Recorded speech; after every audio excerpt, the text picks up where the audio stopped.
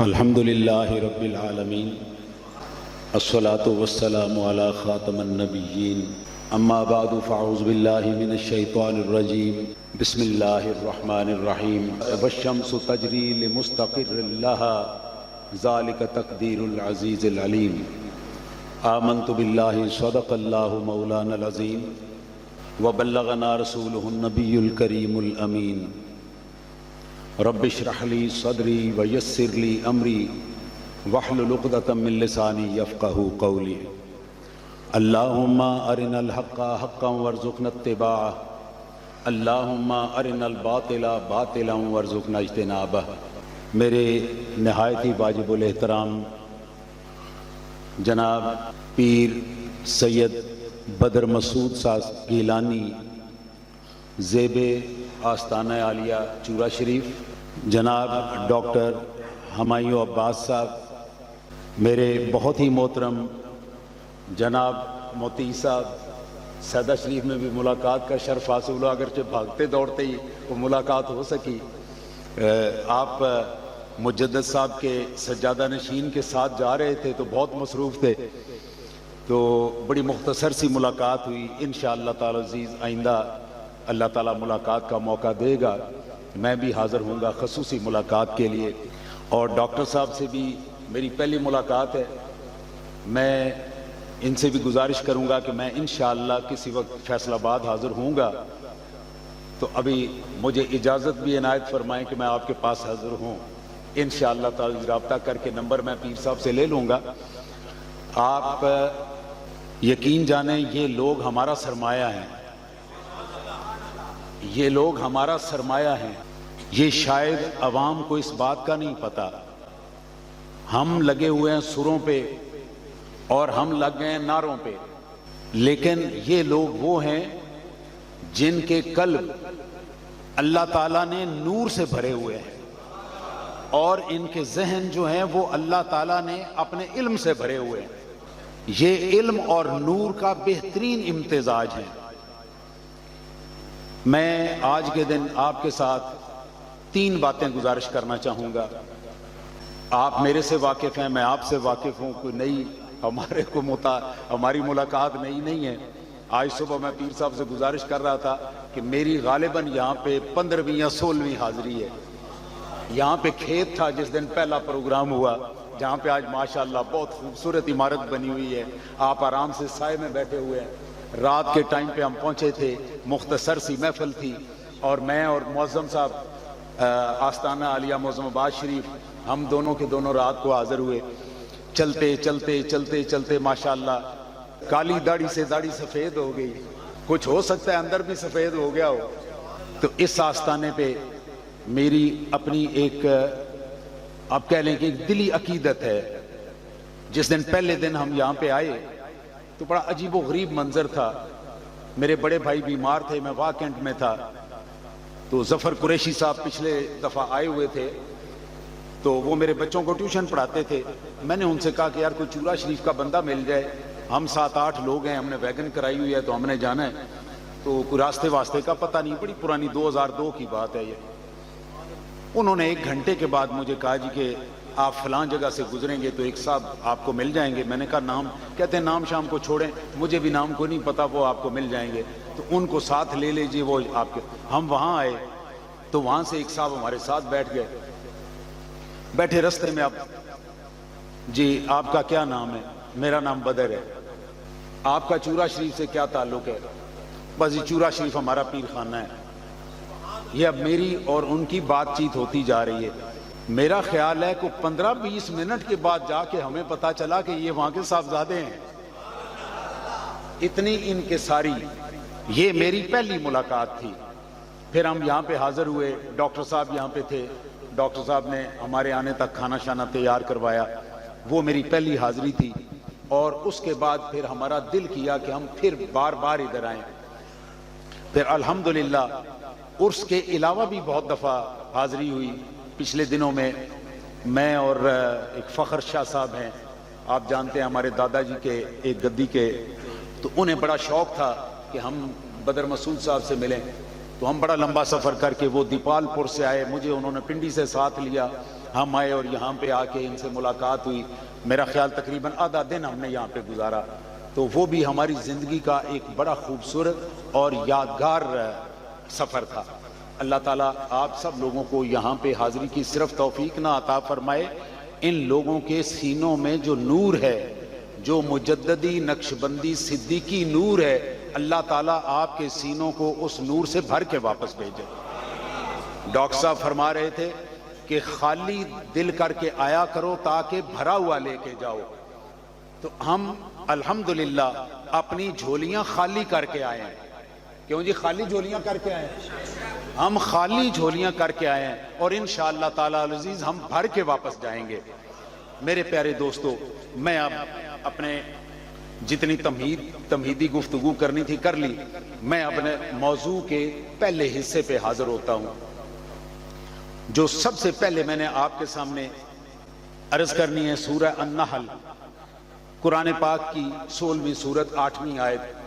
اللہ تعالیٰ ارشاد فرماتے ہیں والخیل والبغار والحمیر, میں نے گھوڑے بنائے, میں نے خچر بنائے اور میں نے گدھے بنائے. 3 چیزوں کا نام لیا. حقیقتاً یہ 3 چیزیں کہنے سے مراد یہ ہے کہ میں نے سواریاں بنائی, ان میں سے 3 کا نام لے لیا, گھوڑے کا, خچر کا اور گدھے کا.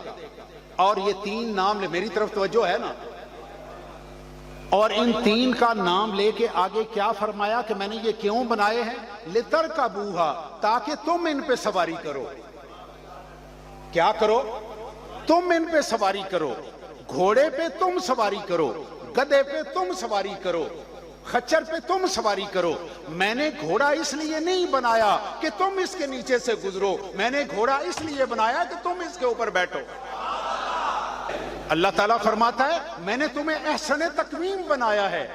سمندر میں 1 کروڑ قسم کی مچھلی, سائنسدان کہتا ہے ہو سکتا ہے کئی کروڑوں ہوں, سائنس ابھی 1 کروڑ تک پہنچی ہے. اس دنیا کے اوپر خدا جانے کتنی کروڑ مخلوق ہے. اللہ تعالیٰ فرماتا ہے میں نے ان ساری مخلوقات میں سے تمہیں سب سے زیادہ خوبصورت بنایا ہے, تمہیں سب سے زیادہ خوبصورت بنایا ہے, میں نے احسن تقویم بنایا ہے. یہ تمہاری شان ہے کہ تم گھوڑے پہ سوار ہو, گھوڑا تمہارے اوپر سوار نہیں ہو. وہ جو پیچھے بیٹھے ہوئے, نیچے سر کر کے بیٹھے ہوئے, وہ بھی کہیں ذرا سبحان اللہ. نعرہ تکبیر, ہاتھ کھڑے کر کے نعرہ تکبیر. میں ایک چیز عرض کروں, یہ جو نعرے ہیں نا, یہ نرا مذاق نہیں ہے کہ آپ سمجھے یہ مذاق ہے. حیدر کرار نے نعرہ لگایا تھا, خیبر فتح ہو گیا تھا. نعرہ تکبیر, نعرہ رسالت, نعرہ رسالت. میرے پیارے دوستو, اللہ تعالیٰ ارشاد فرماتا ہے سورہ نحل کی 66 نمبر آیت میں, اللہ تعالیٰ فرماتے ہیں وَإِنَّ لَكُمْ فِي الْأَنْعَامِ لَعِبْرَةً, میں نے جانوروں میں بھی تمہارے لیے نشانیاں رکھی ہیں. جانوروں میں اب سنیے, ایک نشانی سنیے آپ. اللہ تعالیٰ فرماتے ہیں نسقیکم مما فی بطونہ, ذرا ان کے پیٹوں میں دیکھو. کن کے؟ جانوروں کے پیٹ میں دیکھو. من بین فرث ودم لبنا, حلال جانور, اس کے اندر 2 ناپاک چیزیں, خون بھی ناپاک, حلال جانور حلال ہے لیکن اس کا خون ناپاک اور اس کا گوبر دونوں ناپاک. میں وہ ذات ہوں ان دونوں چیزوں میں سے, ناپاک چیزوں میں سے پاک دودھ نکال کے تمہارے منہ کو لگاتا ہوں. پاک چیزیں ناپاک چیزوں میں سے یہ کون کرتا ہے؟ لگتا ہے کوئی تعلق کوئی نہیں, آواز ہی نہیں نکلی. یہ کون کرتا ہے؟ ذرا زور سے کہو نا. اگر وہ بکری کی ناپاک چیزوں میں سے پاک دودھ نکال کے دے سکتا ہے تو خواجہ بہاؤالدین نقشبند کے پاک سینے سے پاک نور کیوں نہیں دے سکتا؟ وہ بکری پہ تو ایمان ہے, اونٹنی پہ تو ایمان ہے, اور ان ساری چیزوں پہ ایمان ہے, اللہ کے بندوں پہ ایمان کوئی نہیں ہے. میرے پیارے دوستو, آگے فرمایا خالصاً, میں خالص دودھ دیتا ہوں. خالصاً, خالص, یہ آپ اور میں, ہم نے اسے خالص نہیں رہنے دیا, اس نے تو خالص دیا ہوا ہے نا. یہ میری عمر کے بندے تو شاید آج بھی کوئی خالص دودھ پی کے پچا لیں، آج والا تو پیے اس کا پیٹ ہی خراب ہو جائے۔ اللہ تعالیٰ فرماتا ہے خالصاً، میں ان میں سے خالص دودھ نکال کے دیتا ہوں، سائغا للشاربین، اور وہ دودھ بڑا سوادی ہوتا ہے۔ پنجابی آتی ہے نا آپ کو، سوادی دودھ وہ میں نکال کے دیتا ہوں۔ آئیے میں اپنے اس موضوع کی سیکنڈ لاسٹ بات آپ سے کروں، توجہ ہے نا میرے ساتھ میرے پیارے دوستو۔ اللہ تعالیٰ فرماتے ہیں سورہ آل عمران 4 سورت قرآن پاک کی 6 آیت، اللہ تعالیٰ فرماتے ہیں هو الذی یصورکم فی الارحام کیف یشاء، میں ماں کے پیٹ میں وہ شکلیں بناتا ہوں جیسے میرا دل کرتا ہے، جیسا میں چاہتا ہوں ویسی شکل بناتا ہے۔ میں ایک مثال دوں، یہ دیکھیے میرے انگلی کی ایک پور ہے، آج اس دنیا میں 800 کروڑ بندہ بستا ہے، میری اس انگلی کی پور 8 ارب بندوں میں سے کسی سے نہیں ملتی، کسی سے نہیں ملتی۔ یہ میں 8 ارب زندہ بندے بتا رہا ہوں، جو قبروں میں 8 ارب پڑے ہوئے ہیں، ان میں سے کسی کے ساتھ نہیں ملتی۔ وہ رب ایسا ہے 1 centimetre by 1 centimetre میں وہ نشان بناتا ہے جو 8 ارب بندوں میں کسی سے نہیں ملتا۔ اور میری پور تو کسی سے نہ ملے اور نبی میرے جیسا ہو جائے، وہ نبی میرے جیسا ہو جائے۔ مجھے آپ نے عزت دی ہے تو آپ نے میرا اتنا خوبصورت تعارف کروایا ہے، میں اس قابل نہیں ہوں۔ میں آپ سے کہوں مجھے کلمہ میرا پڑھ لیں، آپ پڑھ لیں گے؟ کیوں بھائی؟ سچی سچی بتاوے، پڑھ لیں گے میرا کلمہ؟ نہیں پڑھیں گے؟ اگر میں منت کروں تو، اگر پاؤں پڑ جاؤں تو، اگر میں میلہ کروں تو، اگر میں اجازت مانگوں کہ آپ اپنا کلمہ پڑھنے کی مجھے اجازت دیں تو آپ دے دیں گے؟ کیوں نہیں دیں گے؟ اس لیے میں آپ کا کلمہ پڑھوں تو کافر ہو جاؤں، آپ میرا کلمہ پڑھیں تو کافر ہو جائے۔ اور وہ محمد عربی جس کا کلمہ ابو بکر پڑھے تو صدیق اکبر ہو جائے، عمر پڑھے تو فاروق اعظم ہو جائے، عثمان پڑھے تو ذی النورین ہو جائے، علی پڑھے تو حیدر کرار ہو جائے، اور پھر کہتا ہے کہ میرے جیسا۔ شرم نہیں آتی ہے بات کرتے ہوئے؟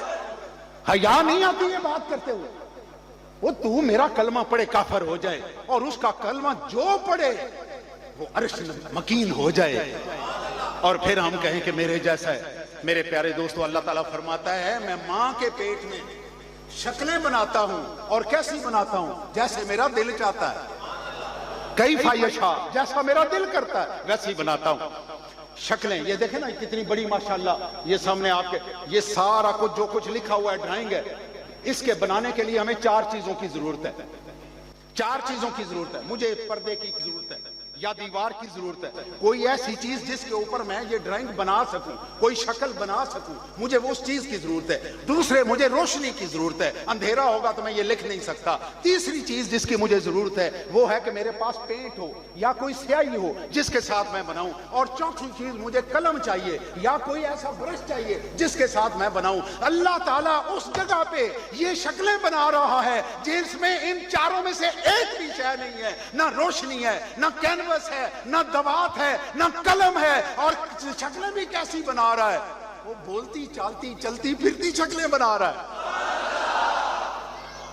ایسی شکلیں بنا رہا ہے۔ اللہ تعالیٰ کہتا ہے میں ماں کے پیٹ میں جہاں ان میں سے کوئی شے نہیں ہے، اوے اس رب کے آگے چلو، اس رب کے آگے چلو، اس رب کا کوئی مقابلہ ہے؟ اگر وہ اس اندھیرے میں شکلیں بنا سکتا ہے تو میرے اندھیرے دل میں روشنی بھی دے سکتا ہے کہ نہیں دے سکتا؟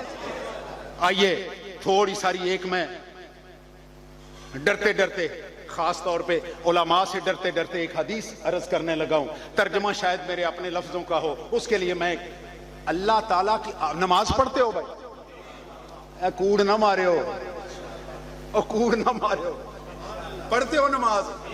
چلو نہیں پڑھتے تو اللہ تعالیٰ آئندہ آپ کو نماز توفیق عطا فرمائے۔ جو مسلمان دوزخ میں جائے گا اس سے سوال کیا جائے گا، وہ تو دوزخ میں کیوں آ گیا؟ بھئی تو مسلمان تھا، تو دوزخ میں کیوں آ گیا؟ وہ کیا جواب دے گا؟ وہ سب سے پہلا جواب یہ دے گا میں نماز نہیں پڑھتا تھا۔ سورہ مدثر، میں نماز نہیں پڑھ آئے ذرا نماز پہ ایک حدیث مبارک یہ سنیے، ذرا دھیان سے سنیے. ابو ہریرہ رضی اللہ تعالیٰ عنہ کی حدیث مبارک ہے.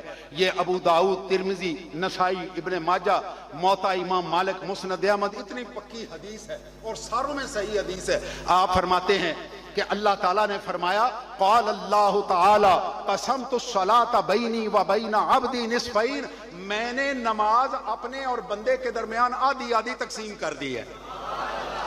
آدھی آدھی کہو نا بھائی، آدھی آدھی تقسیم کر دی ہے نماز. آدھی بندے آدھی میری گفتگو. میں اس کے لیے لفظ استعمال کرتا ہوں اللہ سے چیٹنگ. چیٹنگ کیا ہوتی ہے؟ آپ میری بات سنیں، میں آپ کی بات سنوں. آپ مجھے سوال کریں، میں آپ کو جواب دوں. میں سوال کروں، آپ جواب دیں. ذرا سنیے حدیث مبارک. نماز جو ہے اللہ تعالیٰ کے ساتھ گپ شپ، اللہ تعالیٰ کے ساتھ پیار محبت کی گفتگو. اللہ تعالیٰ فرماتے ہیں میں نے بندے اور اپنے درمیان نماز تقسیم کر دی ہے. وَلِعَبْدِي مَا سَأَلَا، میرے بندے نے نماز میں جو مجھ سے مانگا میں نے عطا کر دیا. لیکن نماز ہونی کیسی چاہیے؟ آئیے آگے سنیے. فَإِذَا قَالَ الْعَبْدُ الْحَمْدُ لِلَّهِ رَبِّ الْعَالَمِينَ، جب میرا بندہ اللہ اکبر کہہ کے الحمدللہ رب العالمین کہتا ہے تو میں اس بندے کو جواب دیتا ہوں قال اللہ تعالی حمدنی عبدی، میرے بندے نے میری تعریف کی ہے. میرے بندے نے میری کبھی آواز سنی ہے؟ نہیں سنی تو سنو نا. اس آستانے پہ جو آئے ہوئے آج واپس جاؤ، جا کے آدھی رات کو اٹھو، اٹھ کے جائے نماز ڈالو، فرض نماز مسجد میں پڑھو. گھر آ کے ساروں سے الگ ایک جائے نماز ڈالو. جائے نماز ڈال کے خدا تعالیٰ سے کہو یا اللہ تیرے حبیب نے بتایا کہ تو ہمارے ساتھ باتیں کرتا ہے، آ میں تیرے ساتھ باتیں کروں. اللہ سے باتیں کرو بیٹھ کے 4 منٹ. اللہ سے باتیں کرو. اس سے کہو یا اللہ تو نے مجھے بیٹا دیا تھا، میرا بیٹا وہ نماز نہیں پڑھتا، میں کسے جا کے کہوں؟ میں تیرے سامنے آ گیا ہوں، یا اللہ میرے بیٹے کو نماز پہ لگا دے. کہو نا سبحان اللہ. دل ہی نہیں کرتا ہونا کہ پتر نماز پڑھے. کیوں بھائی؟ نہیں نا دل کرتا؟ کرتا ہے، آواز تے کو نہیں نکلتی بھائی. فرمایا وَإِذَا قَالَ الرَّحْمَنُ الرَّحِيمُ، اور جب بندہ کہتا ہے الرحمن الرحیم قال اللہ تعالی اثنی علی عبدی، جب یہ کہتا ہے تو اللہ تعالیٰ فرماتا ہے میرے بندے کو میری ثنا سمجھ آ گئی ہے. میری ثنا، میرا مرتبہ، میرے بندے کو میری ثنا سمجھ آ گئی ہے. قال مجدنی عبدی، اور میں اس وقت وَإِذَا قَالَ مالک یوم الدین، جب میرا بندہ مالک یوم الدین کہتا ہے اس وقت میں کیا کہتا ہوں؟ مجدنی عبدی، میرے بندے کو سمجھ آئی کہ اس کائنات میں سب سے بزرگ میں ہوں. سب سے بڑا کون ہے؟ زور سے کہو سب سے بڑا کون ہے؟ اور زور سے کہو سب سے بڑا کون ہے؟ اللہ ہے سب سے بڑا. فَوَّضَ إِلَيَّ عَبْدِي، اور ساتھ یہ بھی فرمایا میرے بندے نے اپنے سارے معاملات میرے سپرد کر دیے. بھائی نماز پڑھو تو صحیح نا. زندگی میں ایک نماز، کم از کم ایک نماز وہ اس طرح کی پڑھ لو. فَإِذَا قَالَ إِيَّاكَ نَعْبُدُ وَإِيَّاكَ نَسْتَعِينُ، جب میرا بندہ کہتا ہے کہ إِيَّاكَ نَعْبُدُ وَإِيَّاكَ نَسْتَعِينُ، میں اسے کہتا ہوں هَذَا بَيْنِي وَبَيْنَ عَبْدِي وَلِعَبْدِي مَا سَأَلَ، یہ میرے اور میرے بندے کے درمیان راز ہے. بھائی آپ سارے کے سارے، آپ سب کا کوئی دوست ہے؟ ہیں کوئی دوست آپ کے کہ بالکل ہی خالی ہو؟ ہیں دوست آپ کے؟ آپ اپنا رونق، اپنے راز کس کو دیتے ہو؟ بھائی دوستوں کو دیتے ہو نا. کئی راز ایسے ہوں گے جو ہم بیوی سے بھی شیئر نہیں کرتے، کئی راز ایسے ہوں گے جو ہم بچوں کو بھی نہیں دیتے ہوں گے، اور کئی راز ایسے ہوں گے جو ہم اپنے دوستوں کو بھی نہیں دیتے. اللہ کہتا ہے یہ جو میرا بندہ نماز پڑھ رہا ہے، باتیں کر رہا ہے، یہ میرا اور اس کا راز ہے. اپنے راز یاروں سے شیئر مت کرو، اپنی بیویوں سے شیئر مت کرو، اپنے دوستوں سے شیئر مت کرو. جائے نماز پہ کھڑے ہو کے اللہ سے شیئر کرو. کس سے شیئر کرو؟ زور سے کہو. وہ اس کونے والے پنکھے کی ہوا میں بیٹھے ہوئے نہیں بول رہے. کس سے شیئر کرو؟ ہمارے ایک بزرگ تھے، میری بڑی آخری عمر میں ان سے ملاقات ہوئی، عبد الواحد خان صاحب. انہوں نے 1948 میں CSS کیا. بعد میں افسر، پھر انہوں نے ریٹائرمنٹ لی اور کاروبار کیا، اللہ نے ان کا بڑا کاروبار چمکایا۔ میں اسلام آباد پہ ان کے گھر گیا تو انہوں نے بتایا کہ ہمارے جو پیر تھے ان کا نام تھا فیض احمد خان صاحب۔ فیض احمد خان ہمارے گھر آتے، چھچھر ان کا گاؤں تھا انڈیا میں، ضلع روہتک میں، کہتے ہیں ان کے گھر میں، ہمارے گھر میں تشریف لاتے۔ ایک دفعہ وہ آئے تو مجھے کہتے ہیں کہ بھائی تیری تیاری شیاری امتحان کی کیسی ہے؟ کہتے ہیں میں سارے اسکول میں لائق تھا، سب سے ہمیشہ فرسٹ آتا تھا، 8ویں جماعت کا امتحان ہونے والا تھا، میں نے بڑے چوڑے ہو کے بتایا کہ جناب بڑی تیاری ہے، انشاءاللہ فرسٹ آؤں گا۔ تو آگے سے فرمانے لگے اچھا اس دفعہ دیکھتے ہیں تیرا امتحان کیسا ہوتا ہے۔ امتحان ہوا، پہلا پیپر ریاضی کا دیا، 100/100 نمبر۔ اگلے دن بخار چڑھ گیا، 7 پیپر دے ہی نہیں سکا، فیل ہو گیا۔ ساری کلاس 9ویں میں چلی گئی اور میں کدھر رہ گیا؟ 8ویں میں رہ گیا۔ کہتے ہیں کو 3 مہینے گزرے، فیض احمد خان صاحب دوبارہ ہمارے گھر تشریف لائے، آئے تو جس طرح کرسی پہ بیٹھے ہوئے تھے، میں نے ان کے گوڈے پہ سر رکھا اور رونا شروع کر دیا۔ ابھی آپ پیر بدر مسعود صاحب کے گوڈے پہ سر رکھ کے روئیں اپنے رونے کے لیے اور یہ تسلی نہ دیں تو آپ کو کتنی تکلیف ہوگی۔ کہتے ہیں وہ تسلی نہیں دے رہے، میں رو کے ہلکان ہو گیا۔ جب میں بہت زیادہ رو چکا، میرے آنسو بھی تھم گئے، میرے سر پہ ہاتھ رکھ کے کہتے ہیں عبد الواحد خان جس طرح میرے آگے روئے ہو، جائے نماز ڈال کے 5 منٹ اللہ کے سامنے رو۔ سبحان اللہ کا مزہ کوئی نہیں آیا، سبحان اللہ نہیں ہوئی صحیح۔ کہتے ہیں کہ میں اسی وقت اٹھا ہوں، عمر کیا تھی؟ 12-13 سال عمر ہوگی، 5ویں جماعت کے 8ویں جماعت کے بچے کی کیا عمر ہوگی؟ نہیں عمر ہوگی۔ کہتے ہیں میں نے جا کے وضو کیا، جائے نماز ڈالا، جائے نماز ڈال کے اللہ تعالیٰ کے سامنے رویا۔ اگلے دن صبح سویرے میں اپنے سکول میں گیا ہوں، اے ڈی آئی صاحب اس دن آئے ہو، اے ڈی آئی بڑی شان و شوکت کا بندہ ہوتا تھا، آج کل تو وہ اے ڈی آئی کا زمانہ ہی ختم ہو گیا۔ کہتے ہیں میں ادھر گیا، جب اے ڈی آئی واپس چلے گیا، ہیڈ ماسٹر نے مجھے بلایا اور مجھے کہا عبد الواحد خان اپنا بستہ اٹھا اور 9ویں میں چلا جا۔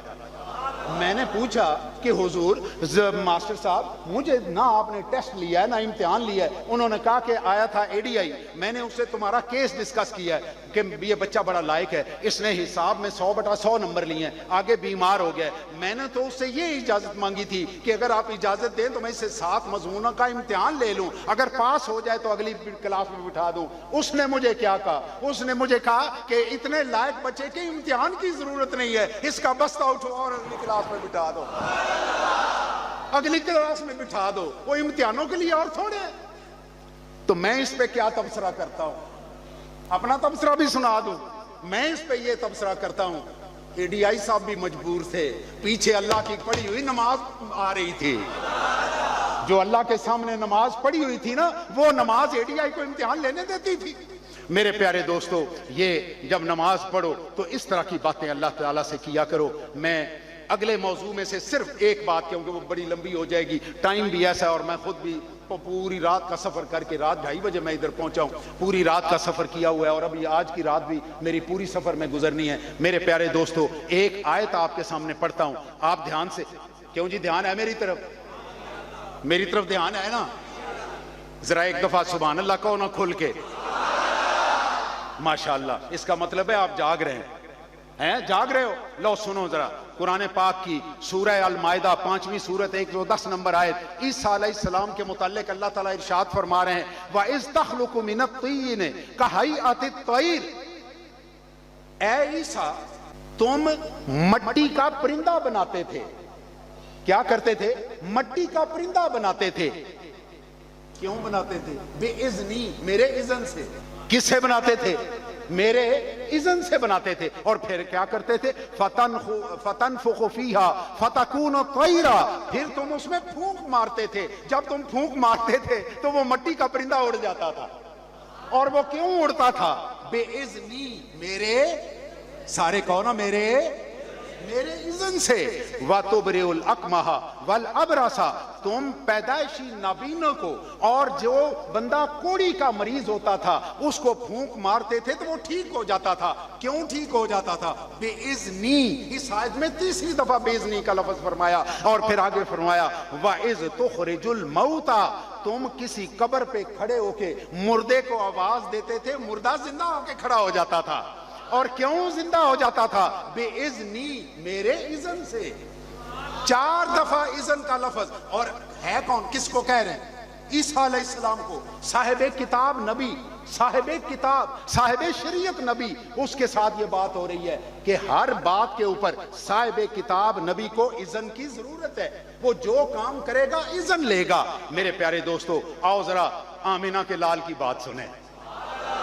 سورہ الاحزاب، سورہ الاحزاب 33ویں سورت 45 اور 46 نمبر آیت، اللہ تعالیٰ ارشاد فرماتے ہیں یا ایھا النبی انا ارسلناک شاہدا ومبشرا ونذیرا، اے میرے محبوب میں نے تجھے ان امتیوں پہ گواہ بنا کے اور انہیں خوشخبری دینے والا اور ڈرانے والا بنا کے بھیجا، وداعیا الی اللہ باذنہ، بے اذن، اذن کا لفظ آ گیا نا، بے اذن ہی، وسراجا منیرا، میں نے تمہیں سراج بنایا، میں نے تمہیں منیر بنایا، اور ساتھ اذن دے کے بھیجا ہے، اذن دے کے بھیجا ہے، میں نے پکا اذن دے دیا۔ تو نے چاند توڑنا ہو تجھے پیچھے دیکھنا نہ پڑے، تو نے ہاتھوں سے چشمے نکالنے ہو تجھے پیچھے نہ دیکھنا پڑے، تو نے اپنے تھوک سے 1400 بندوں کو کھانا کھلانا ہو تجھے پیچھے نہ دیکھنا پڑے، اذن مانگنا نہ پڑے، اے میرے محبوب میں نے اذن دے کے بھیجا ہوا ہے۔ تیرا دل کرے چاند توڑ دے، تیرا دل کرے چاند جوڑ دے، تیرا دل کرے وہ ایک بخال پانی کی 1 لیٹر پانی، تیرا دل کرے 3000 بندہ وضو بھی کر لے وہ لیٹر پانی نہ ختم ہو، اذن لے کے آیا ہوا ہے۔ میرے پیارے دوستو، میرا خیال ہے 40 منٹ ہو گیا میرے خطاب شروع کیے ہوئے، اس لیے میں ابھی بالکل اپنے اینڈ پہ آتا ہوں۔ آخری ایک بات آپ کے ساتھ کرنی ہے، کیوں جی میرے ساتھ ہیں آپ؟ میں درمیان میں کافی سارا حصہ چھوڑتا جا رہا ہوں، چھوڑ کے تو میں بالکل اپنے آخری حصے پہ پہنچتا ہوں۔ میرے پیارے دوستو، یہ جو میری تقریر کا حصہ ہے، یہ میری تقریر کا حصہ آج کی تقریر کا جان ہے، اور میں یہ بات آپ کے ساتھ نہایت سنجیدگی سے کرنا چاہتا ہوں۔ آپ نے یہ میری بات غور سے سننی ہے، باقی بھی آپ نے غور سے سنی ہے، لیکن یہ بات آپ نے نہایت غور سے سننی ہے۔ سنیے ذرا، ایک لفظ ہے غنیمت، مال غنیمت۔ مال غنیمت کیا ہوتا ہے؟ مال غنیمت وہ ہوتا ہے جو مسلمان کافروں کے ساتھ جنگ میں کافر سے چھین کے لیں، اس کو کیا کہتے ہیں؟ مال غنیمت۔ غنیمت کی تقسیم، جن دوستوں کو شوق ہو وہ سورہ الانفال 8ویں سورت 41 نمبر آیت، وہ تفصیل پڑھیں گے، انہیں مال غنیمت کی تفصیل مل جائے گی۔ مال غنیمت کی اللہ نے تقسیم کر کے بھیجی۔ کیا تقسیم کی ہے؟ اس کا پانچواں، اس کے 5 حصے کرنے ہیں۔ 5واں حصہ اللہ، اللہ کے رسول اور اہل بیت کا ہے۔ 5واں حصہ، اس کو آپ خمس کہتے ہیں نا، خمس 5ویں حصے کو کہتے ہیں۔ 5واں حصہ، اور باقی 4 حصے کس کے ہیں؟ فوجیوں کے۔ باقی 4 حصے کس کے ہیں؟ جو جنگ لڑ رہے ہیں، جنہوں نے وہ چھینا ہے، یہ 4 حصے ان کے ہیں۔ ایک حصہ اللہ کا، اس کے رسول کا اور اہل بیت کا۔ اہل بیت میں رسول اللہ صلی اللہ علیہ وآلہ وسلم نے بنی ہاشم کو شامل کیا اور بنی ہاشم کی تفصیل بھی بیان کر دی۔ بنی ہاشم کون کون ہے؟ حضرت عباس بن عبد المطلب، حضور اکرم صلی اللہ علیہ وسلم کے چچا رضی اللہ تعالی عنہ، حارث بن عبد المطلب دوسرے چچا حضور اکرم صلی اللہ علیہ وآلہ وسلم کے، تیسرے علی المرتضیٰ شیر خدا بن ابو طالب رضی اللہ تعالی عنہ، اور چوتھے حضرت جعفر طیار بن ابو طالب رضی اللہ تعالیٰ عنہ، اور 5ویں حضرت عقیل بن ابو طالب رضی اللہ تعالیٰ عنہ۔ یہ 5 بندے بنو ہاشم ہیں جن کے اوپر رسول اللہ صلی اللہ علیہ وآلہ وسلم نے زکوٰۃ منع کر دی۔ یہ زکوٰۃ نہیں لے سکتے، یہ زکوٰۃ نہیں لے سکتے، اور یہ ان کو حصہ کہاں سے دیا جائے گا؟ مال غنیمت کے خمس میں سے۔ اب ایک لفظ میں اور بولنے لگا ہوں، اس کا نام ہے فے۔ مال فے وہ مال ہوتا ہے جو جنگ کے بغیر مل جائے۔ حملہ کیا، دشمن چھوڑ کے بھاگ گیا، دشمن چھوڑ کے بھاگ گیا۔ حضرت عمر رضی اللہ تعالیٰ عنہ کے دور میں جب یہ علاقے فتح ہوئے، ایران اس وقت کتنا تھا؟ آج کا ایران، آج کا عراق، آج کا کویت، آج کا قطر، آج کا مسقط اور افغانستان کا جنوبی حصہ، یہ سارے کا سارا ایران کہلاتا تھا۔ یہ سارے کا سارا علاقہ جب فتح ہوا تو فوجی کتنے تھے؟ 25,000۔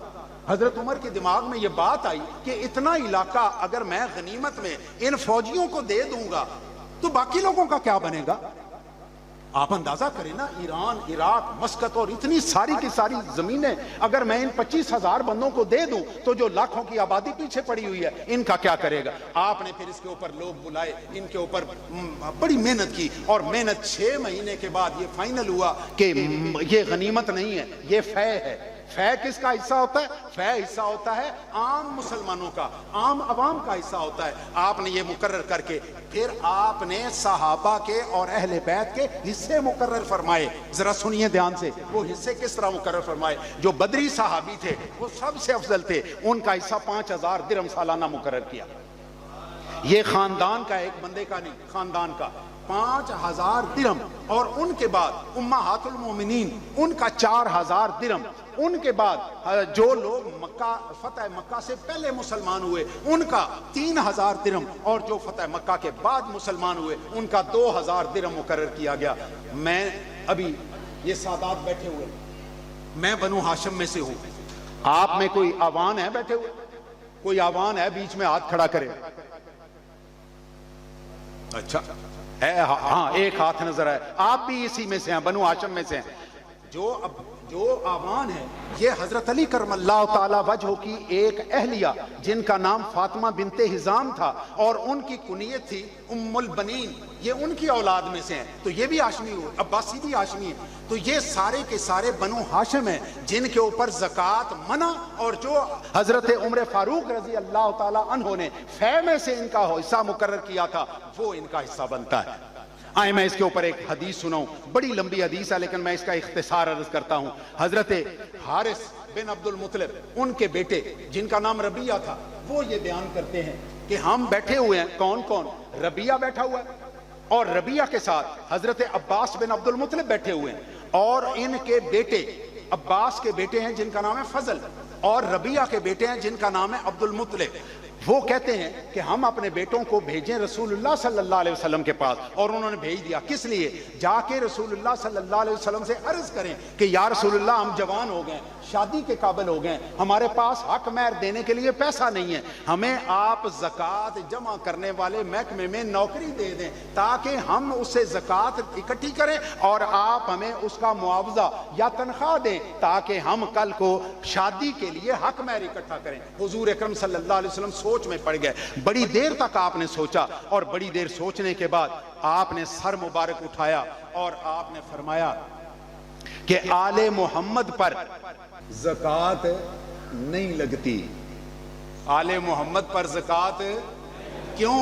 اس لیے کہ زکوٰۃ مال کا میل ہے، زکوٰۃ جو ہے مال کا، سارے کہو نا، مال کا میل ہے۔ اتنا کہہ کے آپ نے ایک بندے کو بھیجا، اس سے کہا جاؤ محمیہ بن جز رضی اللہ تعالیٰ عنہ جو بیت المال کے انچارج تھے ان کو بلا کے لاؤ، اور ساتھ ہی نوفل بن حارث، ان دونوں کو بلا لاؤ۔ دونوں آ گئے، جب وہ آئے تو آپ نے محمیہ سے کہا کہ تم ایسے کرو، اپنی بیٹی کی شادی فضل بن عباس سے کر دو۔ انہوں نے شادی کر دی۔ اب آپ نے نوفل بن حارث سے کہا کہ تم اپنی بیٹی اس کی شادی عبد المطلب بن ربیعہ سے کر دو، انہوں نے ان سے کر دی، اور آپ نے بیت المال سے، زکوٰۃ سے نہیں، بیت المال میں مال غنیمت میں سے ان کے حق مہر ادا کیے، اور حق مہر ادا کرنے کے بعد فرمایا کہ یہ جو مال زکوٰۃ کی نوکری ہے یہ بھی بنو ہاشم پہ جائز ہے۔ میرا یہ موضوع کا اوپر والا حصہ ختم ہو گیا، اب میں آگے آنے لگا ہوں آخری حصہ، اس کے بعد میں آپ سے اجازت لیتا ہوں۔ زکوٰۃ ہم سارے جتنے بیٹھے ہوئے ہیں، سادات بھی بنو ہاشم ہیں، ہم بنو ہاشم ہیں الحمدللہ، آوان بنو ہاشم ہیں، عباسی بنو ہاشم ہیں، علوی سارے بنو ہاشم ہیں، ہمارے اوپر زکوٰۃ منع ہو گئی، اور جو فے کا مال ہمارا حصہ بنتا تھا وہ حکومت نے بند کر دیا۔ حکومت نے بند کر دیا نا۔ میں نے کافی کھنگالا ہے لیکن میں ابھی تک اس پوائنٹ تک نہیں پہنچ سکا کہ یہ والا حضرت عمر کا دیا ہوا جو مال فے کا حصہ تھا یہ بند کب ہوا ہے۔ حضرت علی کرم اللہ تعالی وجہ تک جاری رہا، اس کے آگے کی ابھی تک مجھے تحقیق نہیں ہو سکی، لیکن بہرحال آج کل نہیں ملتا۔